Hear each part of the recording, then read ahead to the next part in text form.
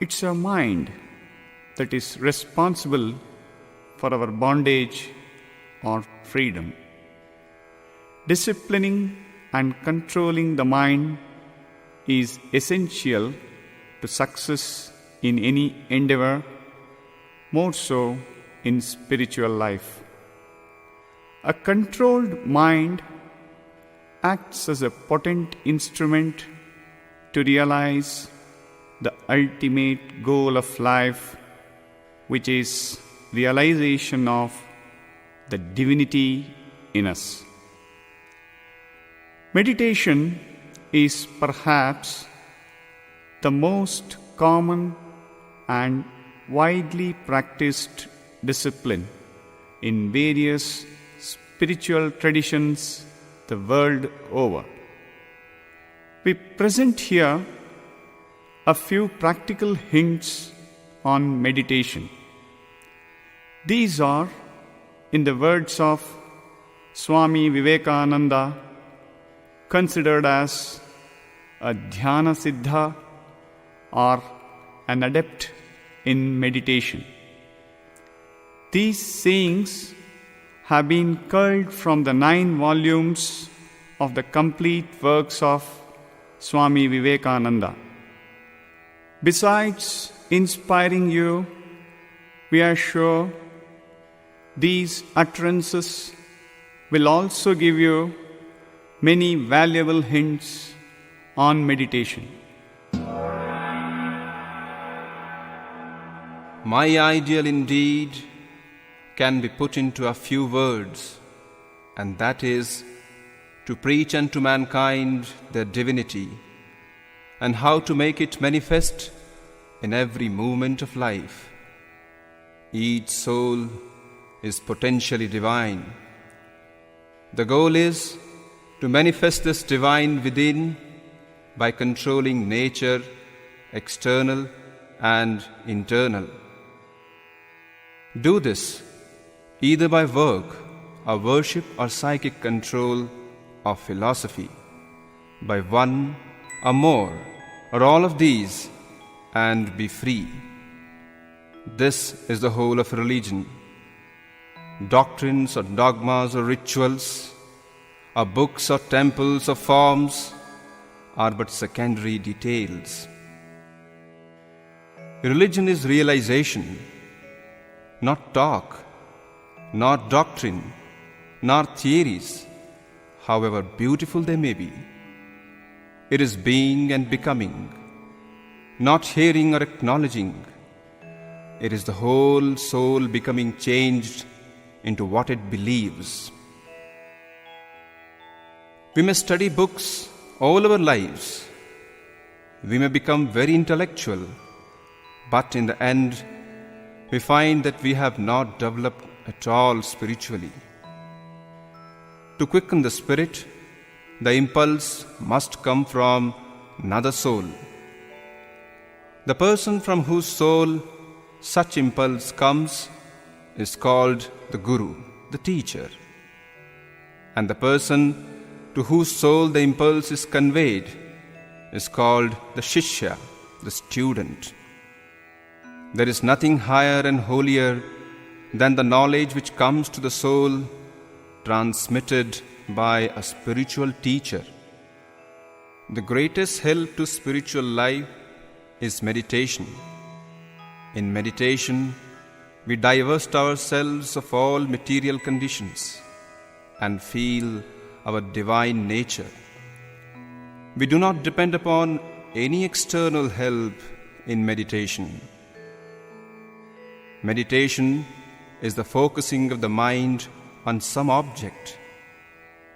If the mind acquires concentration on one object, it can be so concentrated on any object whatsoever.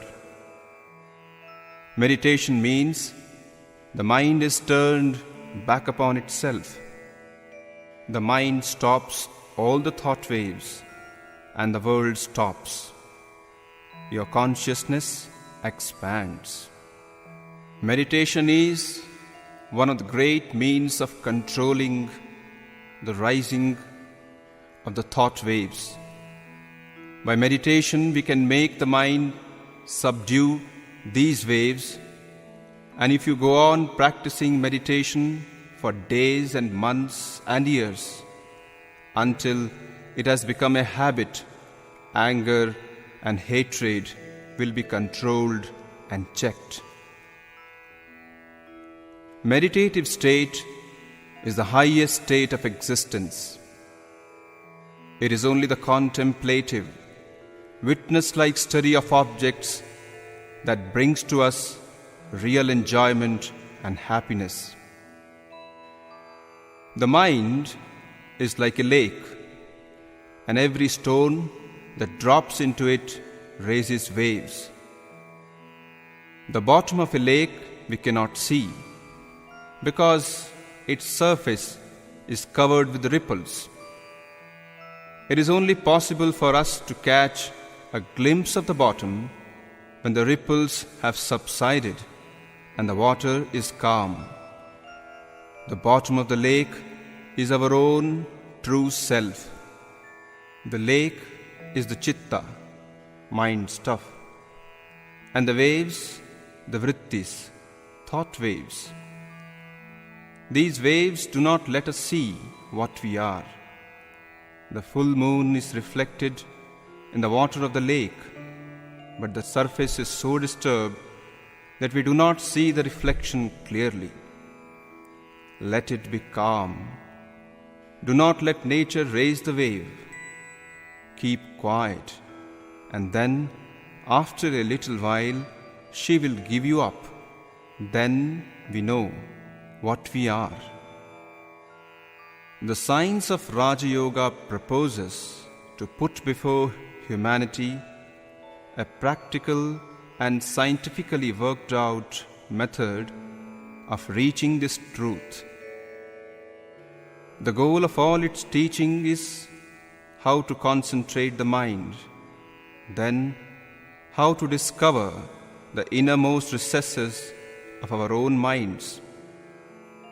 In the study of this yoga, no faith or belief is necessary. Raja Yoga proposes to start from the internal world, to study internal nature, and through that control the whole, both internal and external. As each science requires certain preparations and has its own method which must be followed before it could be understood, even so in yoga. Raja Yoga is known as the Eightfold Yoga because it is divided into 8 principal parts. These are: first, Yama. This is the most important and has to govern the whole life. It has 5 divisions. 1. Not injuring any being by thought, word or deed. 2. Non-covetousness in thought, word or deed. 3. Perfect chastity in thought, word or deed. 4. Perfect truthfulness in thought, word or deed. 5. Non-receiving of gifts. Second, Niyama. The bodily care, bathing daily, dietary, etc. Cleanliness, contentment, austerities, study, and self-surrender to God. The purification of the body by water or other materials is the external purification, as bathing, etc. Purification of the mind by truth and by all the other virtues is what is called internal purification. Both are necessary. Repeating the Vedas and other mantras by which the sattva material in the body is purified is called study, swadhyaya. What is meant by study? study of those books which teach the liberation of the soul, study to intensify one's convictions. Yama and Niyama are for lifelong practice. In other words, we have to thoroughly understand and practice these steps. Third, asana or posture. It is quite necessary that we should find a posture in which we can remain long. That posture which is the easiest for us should be the one chosen. The main part of the activity will be along the spinal column. So the one thing necessary for the posture is to hold the spinal column free, sitting erect, holding the three parts, the chest, neck, and the spine in straight line. Fourth, pranayama. Prana means the vital forces in one's own body. Ayama means controlling them.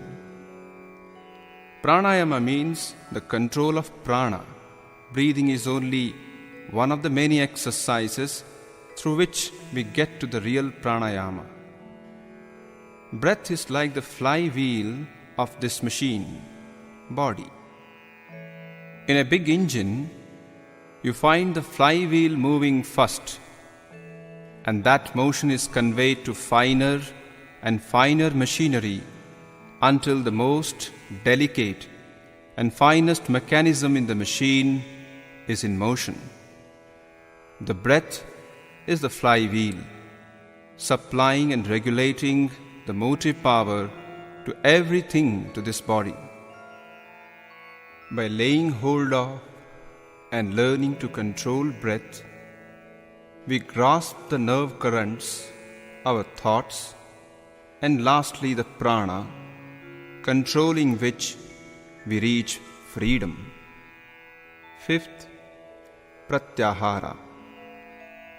The indriyas, the organs of the senses, are acting outwards and coming in contact with external objects, checking the outgoing powers of the mind, freeing it from the thraldom of the senses, and bringing them under the control of the will is what is called pratyahara, or gathering towards oneself. Sixth, dharana. Concentration on one subject. When the chitta or mind stuff is confined and limited to a certain place, it is dharana. Fixing the mind on the lotus of the heart is what is called dharana. Seventh, dhyana. Limited to one spot, making that spot the base, a particular kind of mental waves rise. These are not swallowed up by other kinds of waves, but by degrees become prominent, while all the others recede and finally disappear. Next, the multiplicity of these waves gives place to unity, and one wave only is left in the mind. This is dhyana, meditation. Eighth, when no basis is necessary, when the whole of the mind has become one wave, one formness, it is called samadhi. Bereft of all help from places and centers, only the meaning of thought is present. Samadhi, illumination, is the aim of all our efforts. If the mind can be fixed on the center of lotus of heart for 12 seconds, it will be a dharana.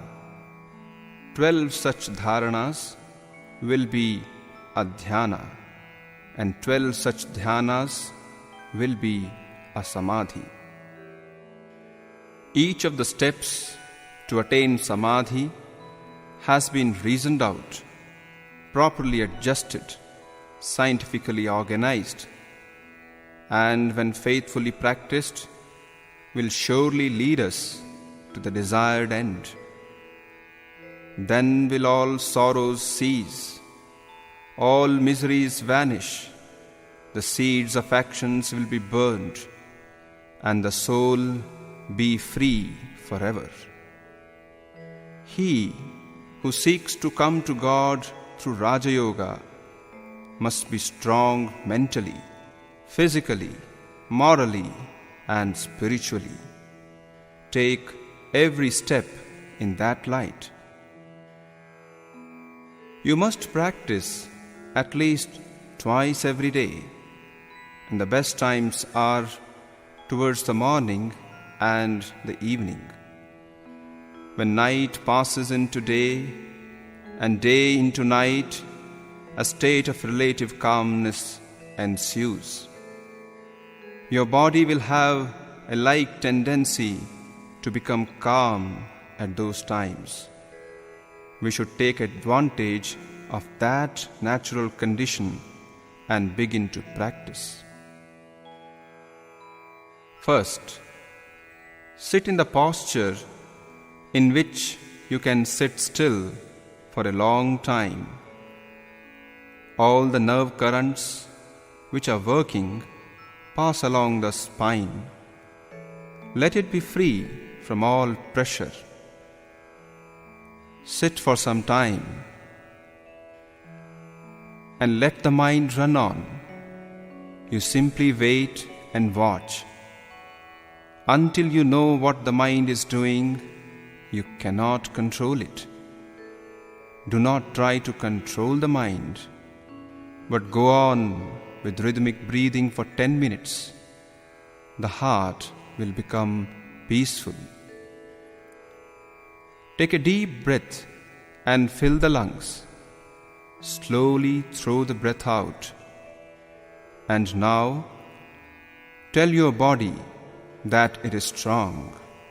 Tell your mind that it is strong, and have unbounded faith and hope in yourself. It quiets the mind. This sort of breathing is never dangerous. That will harmonize the system.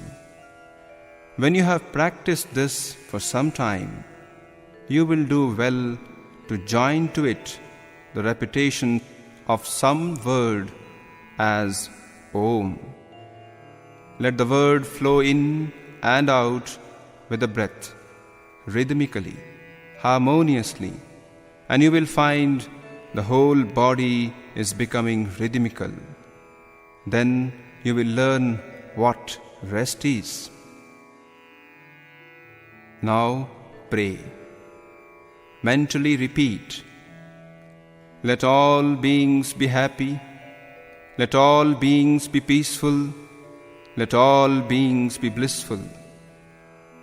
The more you do that, the better you will feel yourself. After doing that, those who believe in God should pray for knowledge and light. Pray for illumination thus: I meditate on the glory of that being who created this universe. May he enlighten my mind. Think of a space in your heart, and in the midst of that space, think that a flame is burning. Think of that flame as your own soul, and inside the flame is another effulgent light, and that is the soul of your soul, God. Meditate upon that in the heart. There are 3 stages in meditation. The first is what is called dharana, concentrating the mind upon an object. But the mind is wavering. When it has become strong and does not waver so much, it is called dhyana, meditation. And then there is a still higher state when the differentiation between the object of meditation and myself is lost, samadhi or absorption. You must keep the mind fixed on one object, like an unbroken stream of oil. Slowly and gradually, we are to train ourselves. The pull must go on. Knowingly, voluntarily, the pull must go on. Inch by inch, we will gain ground. We will begin to feel and get real possessions which no one can take away from us. The wealth that no man can take, the wealth that nobody can destroy, the joy that no misery can hurt anymore. The three great requisites are: first, purity, physical and mental. All uncleanliness, all that would draw the mind down, must be abandoned. Second, patience. At first, there will be wonderful manifestations, but they will all cease. This is the hardest period, but hold fast. In the end, the gain is sure if you have patience. Third, perseverance. Persevere through thick and thin, through health and sickness. Never miss a day in practice. Practice is absolutely necessary. We never understand these things until we experience them. Arise, awake, and stop not till the goal is reached.